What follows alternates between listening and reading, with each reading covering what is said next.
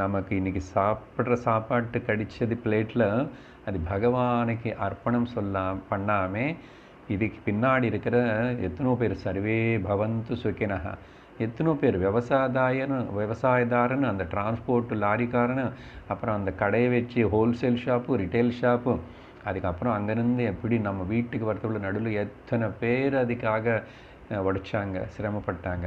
அவங்க எல்லாருனையும் நினச்சிக்கிட்டு மாதிரி நன்றி சொல்கிறதுக்கு எல்லாருக்கும் எப்படி சார் நன்றி சொல்கிறது, யார் யார் பண்ணாங்களோ எனக்கு தெரியாதுன்னா, அதனால தான் எல்லாரும் ஈஸ்வரனுடைய ஸ்வரூபந்தான். ஈஸ்வரன் தான் அவங்க மூலமாக ஊட்டியில் வளர்ந்த கேரட் யாரோ வளர்த்திட்டான், அங்கேருந்து நம்ம வீட்டுக்கு சாப்பாட்டு பிளேட்டில் வருது பாருங்க.